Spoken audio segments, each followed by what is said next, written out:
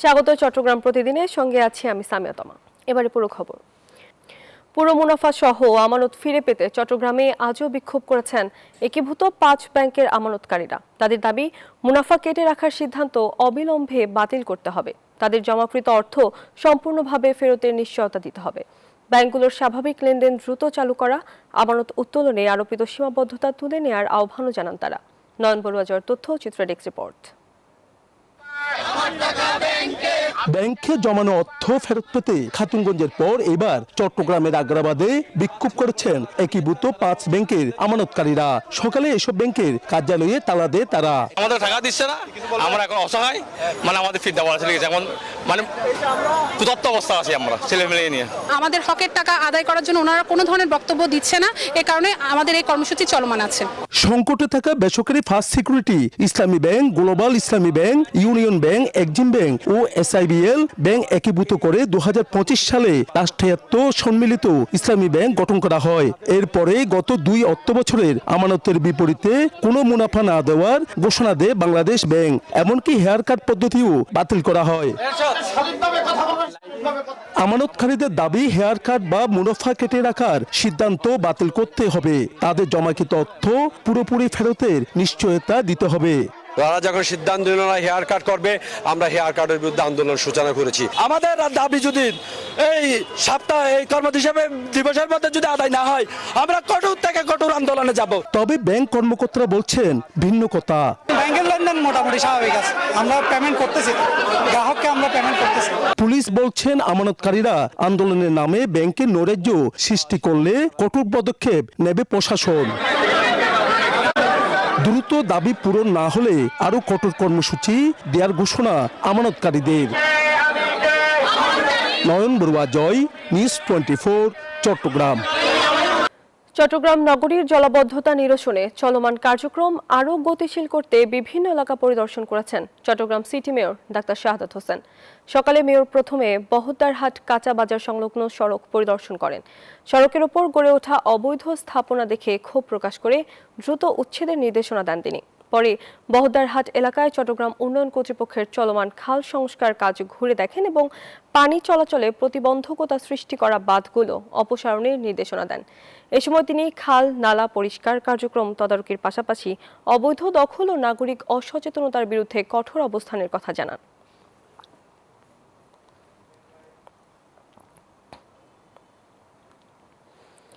চট্টগ্রাম নগরীর জলাবদ্ধতা নিরসনে চলমান প্রকল্পের কাজ সাময়িকভাবে বন্ধ রাখার সিদ্ধান্ত নিয়েছে কর্তৃপক্ষ। আসন্ন বর্ষা মৌসুমকে সামনে রেখে এই সিদ্ধান্ত নেওয়া হয়েছে বলে জানা গেছে। এ বিষয়ে আরও বিস্তারিত জানাতে আমাদের সঙ্গে যুক্ত হচ্ছেন সহকর্মী আকরাম হোসাইন। আকরাম, আমাদেরকে জানাবেন যে জলাবদ্ধতা নিরসনে বর্তমান পরিস্থিতি কেমন দেখতে পাচ্ছেন এবং কি কি উদ্যোগ নেওয়া হচ্ছে সেই বিষয়ে বিস্তারিত বলবেন। ধন্যবাদ তমা। আমরা আছি এখন চট্টগ্রামের প্রবর্তক মোড় এলাকায়, যেখানে আসলে যখন জলাবদ্ধতা সৃষ্টি হয়েছিল এই এলাকাটিতে প্রায় বুক সমান পানি হয়েছিল। আপনারা দেখতে পাচ্ছেন যেই জায়গাটিতে আমরা দাঁড়িয়ে আছি সেখানে কিন্তু যেই নালাটি আছে সেই নালাটি পুরোপুরি কিন্তু ভরাট অবস্থায় আছে। বর্তমান জলাবদ্ধতা নিরসন প্রকল্পের কাজ চলমান থাকায় এই নালাগুলো ভরাট করে আসলে ভেতরের দিকে গিয়ে দুই পাশে গাইডওয়াল নির্মাণ করতে হয়। সেই জন্য গাইডওয়াল নির্মাণ করার জন্য কিন্তু ভেতরে যাওয়ার জন্য এই নালাগুলো ভরাট করেই কিন্তু নির্মাণ কাজ চলমান ছিল। কিন্তু হঠাৎ করে বৃষ্টি হওয়ার কারণে কিন্তু সেই বৃষ্টির পানিগুলো এই নালা দিয়ে আসলে নিষ্কাশন হওয়ার সুযোগ পায় নাই, পানি নামতে পারে নাই, যার কারণে জলাবদ্ধতার সৃষ্টি হয়েছে এবং জনগণ খুব দুর্ভোগের মধ্যে পড়েছিল। একই সাথে যারা ব্যবসায়ী ছিল, বাসাবাড়ি ছিল, তারা কিন্তু পানিতে ডুবে তাদের চরম ক্ষতির সম্মুখীন হয়েছে।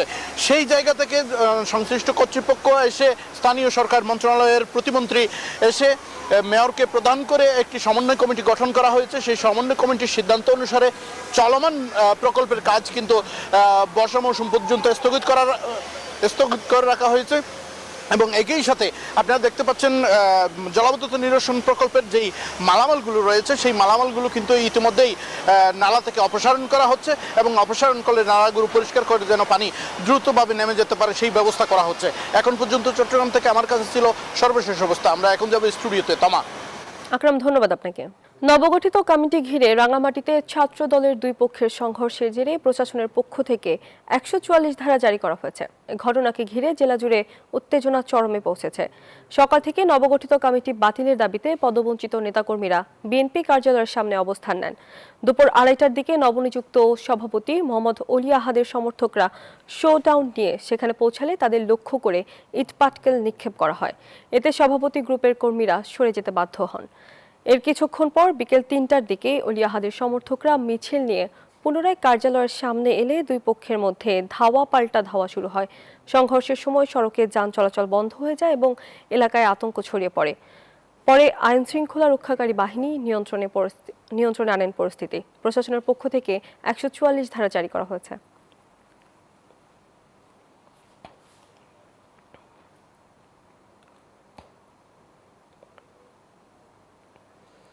রাঙামাটিতে ছাত্র দলের দুই গ্রুপের সংঘর্ষের উত্তেজনায় 144 ধারা জারি করা হয়েছে।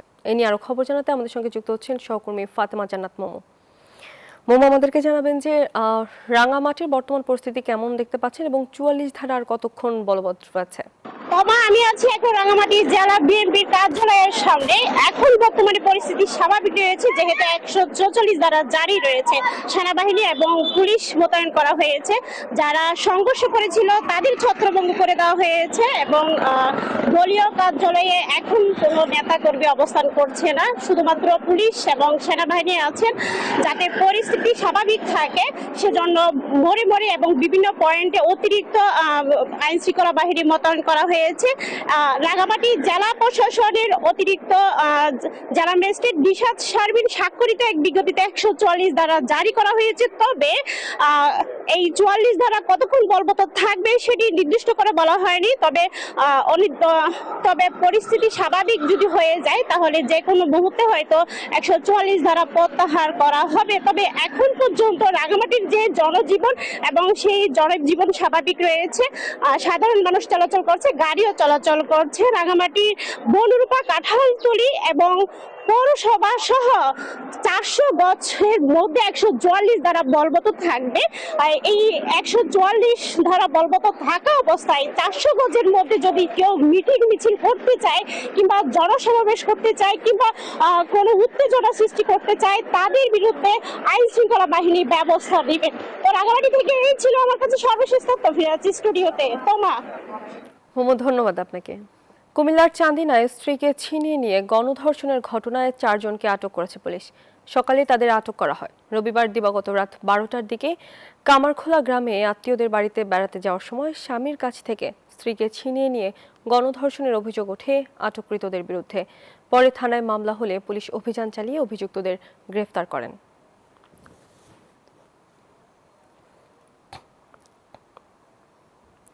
সরকারের ঘোষিত খাল পুনর্খনন কর্মসূচির অংশ হিসেবে বান্দরবনে খাল পুনর্খনন কাজের উদ্বোধন করা হয়েছে। বেলা 11টায় উপজেলা সদরের নাইখাংছড়ি খাল পুনর্খনন কাজের উদ্বোধন করেন স্থানীয় সংসদ সদস্য সাচিং প্রজেরি। দুর্যোগ ও ত্রাণ মন্ত্রণালয়ের 1,12,00,000 টাকা ব্যয়ে প্রথম পর্যায়ে 2.5 কিলোমিটার খালটি পুনর্খনন করা হবে। ফলে বন্যা পানির থেকে রক্ষা সহ অনাবাদি জমি চাষাবাদের আওতায় আসবে বলে আশা এলাকাবাসী ও সংশ্লিষ্টদের।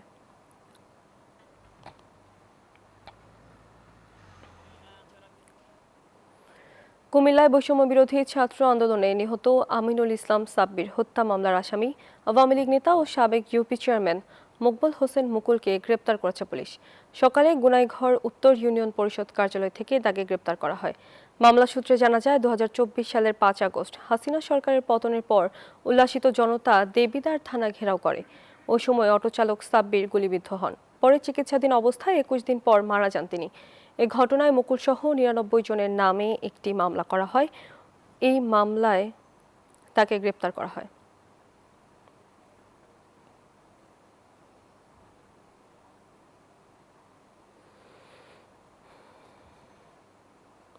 এ ছিল নিউজ 24 চট্টগ্রাম প্রতিদিনের সংবাদে। তখন সঙ্গে থাকার জন্য